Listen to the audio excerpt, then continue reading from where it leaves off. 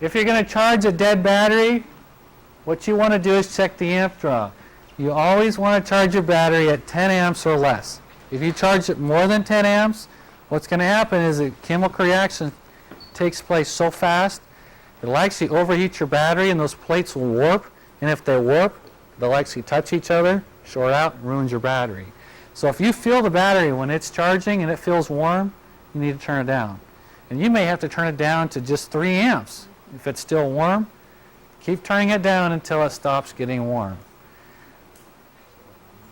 Don't overcharge your battery. Most battery chargers today are automatic chargers. Some of them are not. If you overcharge it, it will get hot and it will warp it. And so be careful. Use the timer, put it on an hour and a half, give it time to charge, come back and check it. When you charge a battery, because those plates get, if they get sulfated fairly good, when I put the battery on, I look at it, I'm charging it 10 amps. And you're like, oh, right at 10 amps, just like George said. And you leave, come back in 15 minutes, it's very common to see it up at 25 amps. Because what happens is if there's hardly any surface that can be reacted with, you'll see 10 amps, but a small area to react with, and as it reacts more and more and flakes some of that sulfuric acid or the sulfate and gets it into solution, more material is exposed, more reactions take place, and your charging rate will actually increase. So if you're charging a battery, turn it on, in about 15 minutes come back. And by then, if it's going to go up, it will have gone up. And if it's up higher than 10 amps, just turn it down, turn the rate down. When you look at a battery and its rating, there's 3 things that they basically rate a battery by. This just happens to be a chart that I got from a John Deere distributor, and it has a BCI group number. This BCI group number has all of this information linked to it. And what that tells me is the size of the battery, both dimension-wise, physical dimensions. It tells me how many amps this thing puts out, cold cranking amps. It talks about construction, what the rubber outside is made out of, what the plates are made out of, the dividers are made out of, what kind of terminals they are. All that stuff falls under this BCI group number. So the size, volts, what are the 3 sizes of batteries that are pretty common out there in the world? 45. 12 volts is like the most common one you're going to see. 45. They don't really make, they're only the military has 24 volt batteries. There are really not 24 volt batteries out there. 6 volt, so you got 12, 6, and what's the other one? 8. Nope. How do I get 24 volts?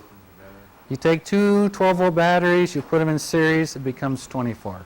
So there are, if you get into aviation, some other odd places, military, there's a few odd 24 volt batteries, but the general public doesn't really have access to those. So volts and then terminal configuration. On this table right here, we've got a golf cart battery.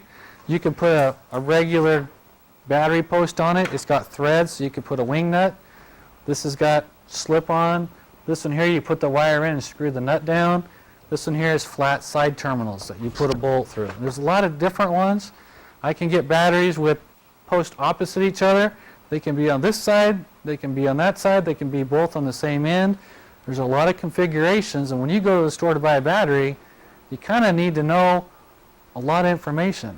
Or, if you know what this BCI group number is, that tells the salesperson all of that information for him. They've got short batteries and tall batteries and narrow and long, and there's a lot of differences. So I'm going to pass this around.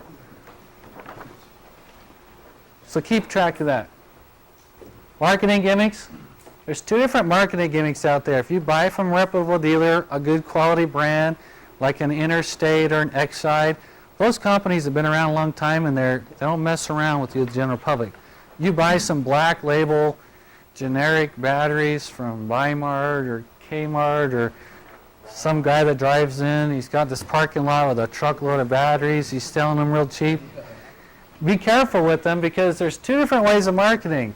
There's cold cranking amps. That's the number of amps given off for 30 seconds at 0 degrees. So they're going to put this on a load test at 0 degrees, 30 seconds.